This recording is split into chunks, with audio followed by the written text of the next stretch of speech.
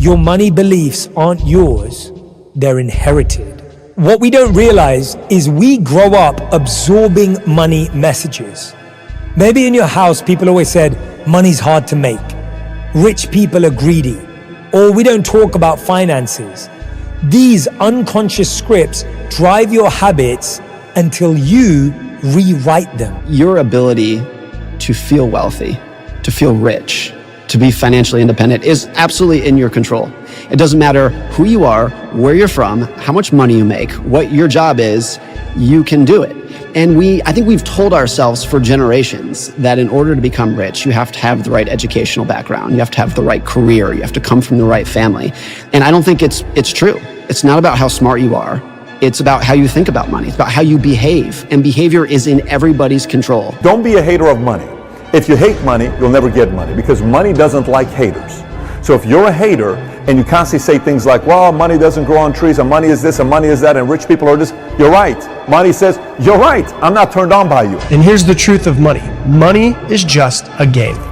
And you need to learn how to play the game. Whether you like the game or you don't like the game, you can either decide, hey, I don't want to learn how to make money and I don't want to play this game because I hate this. Or you can go, well, I'm in the game. I can't escape it. I might as well become really damn good at this game. I don't think there's anything wrong with chasing money. I just think that it's usually the quickest way not to get it. I really believe that. I really do. I think when I watch people that are driven by money, I see a lot of unhappiness and failure. It's very common. I think the question is why? What do you need? When you get your paycheck, do you look at your paycheck and you're like, oh, damn it, it's not enough. I'm still not making as much as I want to. And then you see somebody who you could donate money to, and you're like, I don't have enough. I'm not going to donate any money to them. You don't budget it. You don't pay attention to it. You don't take care of it. You're not grateful for it. Are you that type of person? It's really important to think of. How do you receive money? How do you think about money? What is the frequency of money to you?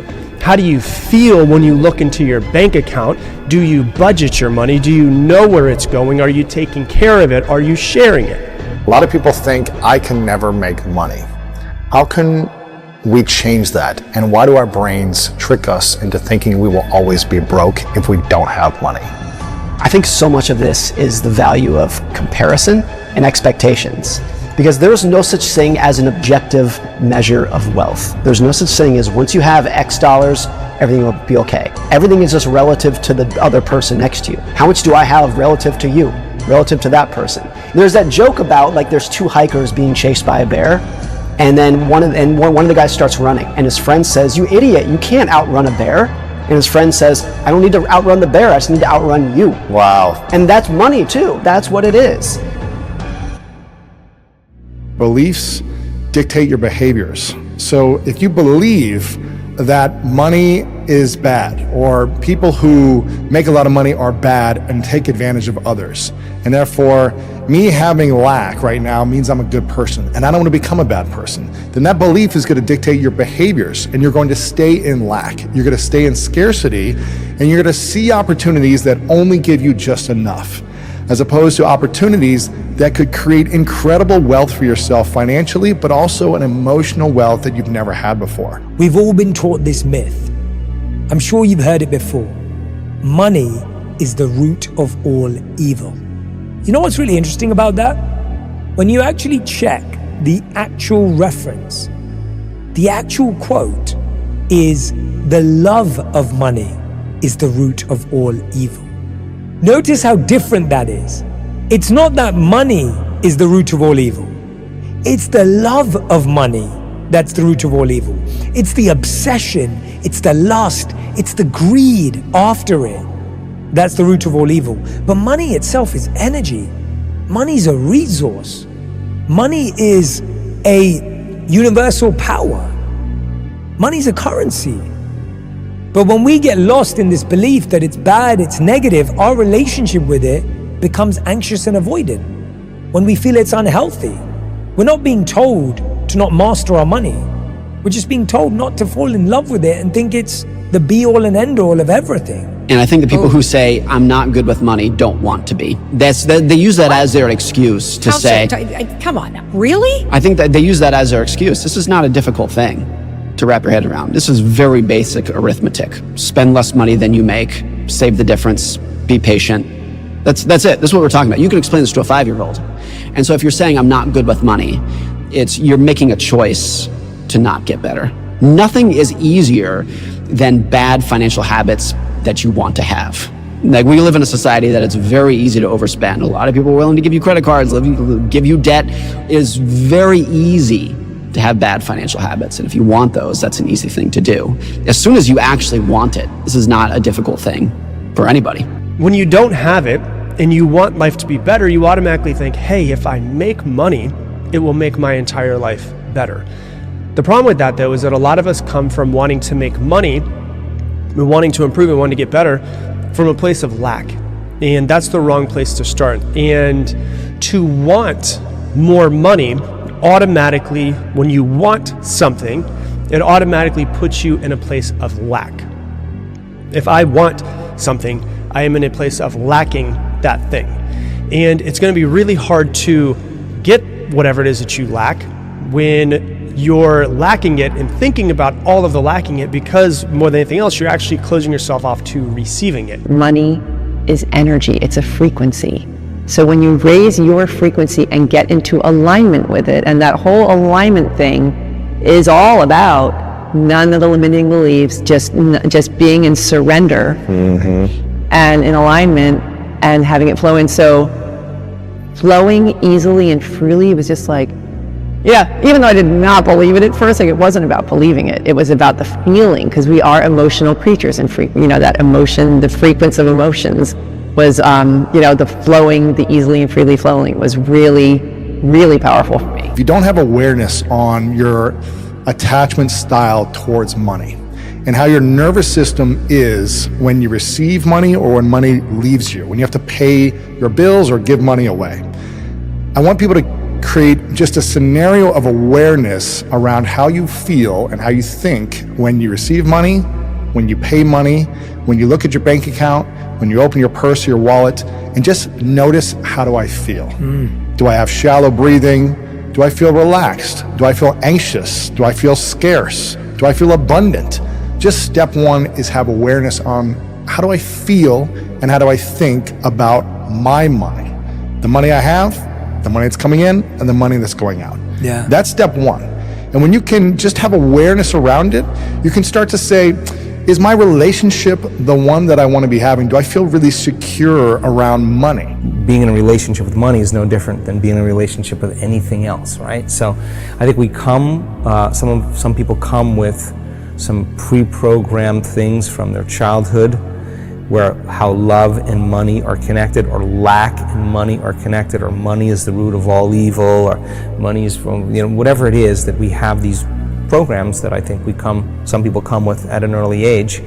But now if you fast forward to today, I think we're losing control over our resources or how we can choose to use money or spend money. The lack of having money for a lot of people is associated with the lack of having things. We never make money. You don't make money.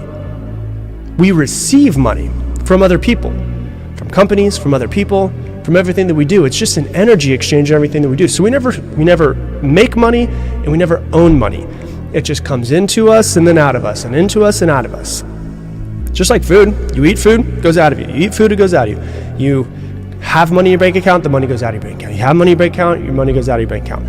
It's just a flow of energy in some sort of way. And once you start to realize that money is energy, and you stop putting the importance of it, so much importance on it, which I did for a really long time, but you realize it can create experiences. It could create experiences for yourself, for other people. You can give it to other people, you can provide for other people, and you can come from a place of abundance and not from a place of scarcity. You start changing the way that your perception, the way that you perceive money, and you can actually start perceiving differently, which means that you can also start receiving differently as well. But when you're broke, all you think about is money. Like, I don't really think about money that much now that I have it, like, but every single decision you make when you're broke is about Do I have enough to pay for this? Exactly. Can I afford it? What happens if I don't have it? Right. You wake up in the first thing in the morning in a panic because you got to pay your bills. So you're always thinking about money. So it is really just sort of getting in the flow with that and just, you know, being on good terms with it and focusing on it. And, you know, how are you going to make it? Like being realistic about your income streams and, you know, and if you want to make it, you've got to coax it in. If you don't get paid enough, you need to make yourself more valuable. That's it. That's the whole game of making money. Money doesn't care about your potential. Money doesn't care about your dreams. It doesn't care about how hard you've been trying. It doesn't care about what you want. It cares about value. You get paid by the amount of value that you bring to the marketplace. If you want to earn more, you need to just become more valuable. There's nothing difficult about it. It's a matter of adjusting your own attitude, knowing who you are, knowing what you're worth. Be prepared to do more than you're being paid for, and walk away from anything that's not serving you. But it's like Eric Hoffer said, you'll learn this. This isn't just an opinion, this is a learned concept. He said to learn you need a certain degree of confidence. Not too much, not too little. Too little, you may think you can't learn. Too much, you may think you don't have to learn. Get that certain degree, and then get out there and give everything you've got to what you're doing. Fall in love with it. You'll earn lots of money. You know that song, Love is in the air, always run, money's in the air. Doesn't matter where you are, you can earn it, but it has to be earned. There are 3 types of attachment styles in love: secure, anxious, and avoidant. And I believe that those 3 attachment styles are also our attachment styles with money. We either feel secure talking about money and what it is, we feel anxious talking about money and how much we make, save, and spend, or we avoid it altogether. Which one are you? If I asked you right now, do you feel secure talking about money, listening about money, looking at your bank statements, looking at your budgeting and saving? Do you feel anxious? So you might do those things, but actually there's this underlying anxiety. I don't have enough. I'm not going to have enough. I don't like all of this. This is stressful. And then there's avoidance. I don't look at it at all. I have no idea. It doesn't mean having all the money in the world is going to solve all your problems and you're going to feel like you can love and accept yourself, that you have self-worth. So like you said, you may learn how to make a lot of money, but if you haven't learned how to heal your relationship with you, then all the money in the world can't save your life and can't make you feel rich, can't make you feel abundant, can't make you have beautiful relationships with friends, family, colleagues. The purpose of money is not to buy things, it's to get free. And so the way I like to think about it is something that's called escape velocity, okay?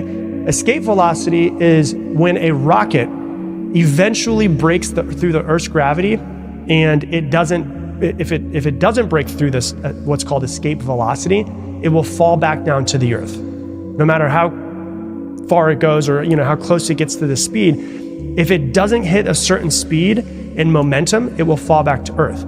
But if it hits this speed and it goes through the atmosphere, it's out and it won't come back down. So think of money the exact same way. You can grind, you can hustle, you can survive, but until you build up enough, invest it wisely, and it makes you more money, you will stay stuck in the rat race forever. And so escape velocity is when your investments make more money than you need to live.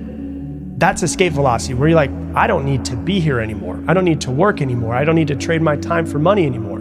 That's when you're finally free of the system. Don't just make money, learn to keep it. Don't spend to look rich, save to stay free. Don't let every paycheck pass through you like you don't matter. Don't confuse lifestyle with wealth. Don't buy comfort now and borrow stress later. Don't think saving is boring. It's the most rebellious thing in a world that wants you broke. Don't wait until you make more. Save now so future you has options. Don't treat saving like a punishment. Treat it like self-respect. In our world today, we do not have an income gap, we have a skills gap. The whole subject of inequality is unfortunately self-determined. People decide to be unequal to others, especially in earning ability, because they decide to stop learning and growing and becoming better in their field. The thing about money and the science of money is that you can have all the money you want and earn it honestly by contributing value to other people. By doing things for other people that are valuable, important, and help them get the results that they want and they will pay you for. This is the basis of money. Money is a reward received for service rendered. Be prepared to do more than you're being paid for. That is something that all successful people will tell you. Fall in love with what you're doing. Feel the demand. But build the image in your mind that you're worth it. Know what you are worth. You are God's highest form of creation. There is nothing on the planet that will equal you. And most people, they want to make more money, but they don't have that generosity, that grateful spirit, and they want the quick fix. They want to make easy money quick, not make money easy. You can rewrite the money stories you were raised on. You can replace guilt with clarity. You can replace shame with strategy, scarcity with intention. It's not about how much you have, it's about how you treat it. And how you treat money determines whether it stays or leaves. Think about a partner. Is your partner going to stay if you don't respect them? Is your partner going to stay if you don't invest in them? Is your partner going to stay if you don't learn about them? Is your partner going to stay if you avoid them? No. Money is exactly the same. But why do we treat it so differently? It's because of these narratives that we built up since we were kids. Money isn't the root of all evil. It's not the problem. The root of all evil is your inability to wield that thing and allowing that thing to control you and run your life. And that's why you have everything in the world being run by money, conditioned by money. Money is just a metric of the value that you provide, right? And I'm not talking about scamming money, I'm talking about real money. So it's a proportion and a measurement of the value that you provide. So, but the money will come. I'm not worried about the money. I'm just focused on becoming the best version of myself. Like, what's next for me? If you're around other people that know how to make money, you're going to make money. It's just kind of how things work out. If you're around people that know how to make money, you're generally going to make money. If you're around people that don't even know how to make money or don't even make a lot of money, you're not going to make a lot of money. What do you think are the key things that abundant mindset people around money do differently than scarcity mindset people around money? They appreciate it, as you said. That is a biggie. They appreciate it and they speak about it as they love it. They're not weird about it. They're also generous with it, because when you pinch yourself off from giving, that is sort of a subconscious way of saying there's not enough to go around and it's not going to come, I'm not in the flow. So when you don't give generously, it's because you're scared that it's not going to come in anymore. They take risks. You know, you got to take risks. You are where you are because you've been doing what you've been doing. So if you want to change your life, you've got to do stuff you've never done. You have to work really freaking hard to become successful. And if you're just going for money, money is a very hollow goal. It's just like, when you make it, you're like, well, I made it, right? But I don't feel better about myself when I make money. The interesting thing about humans is that humans, no matter what, they always want to do something for someone else. Like, I'll give you an example. You know, when you do something for money, it gets old. When you do something for yourself, it gets old. When you do something for others, it never, ever gets old. If you're a really good person, you have a really big heart, making money does not go against that. What goes against that is usually our psychology around money, which is, comes from our parents, it comes from society, it comes from people in our family, all of that stuff. And most people's psychology around money is completely screwed up. I know that mine was, and usually it's a scarcity mindset of I don't have enough. I've got to hoard, because what if something happens? And when someone has an abundance of money and they can do stuff with it, they usually do good things with it. Rich people look at money as a tool. To the rich, money is just a tool to build businesses, invest in assets, and give back to the world. Nothing more, nothing less. Poor people, on the other hand, live and die by money. It controls their entire life, while the rich control it. They use it like a hammer or a wrench, something that helps them build the life they want, something that helps them unlock the ultimate luxury of life, freedom. If money doesn't buy you happiness, you're spending it the wrong way. It could buy you happiness. It's just that right now we're spending it in a way that isn't focused on happiness, it's focused on things that we think are gonna make us happy and are not. The first thing that you gotta realize is that your time is priceless. This idea that time is money is one of the biggest lies you were ever sold. The truth is, time is not money. The biggest difference between the rich and the poor is how they look at time. Most people spend their entire lives trading time for money, whereas rich people use money to buy back their time.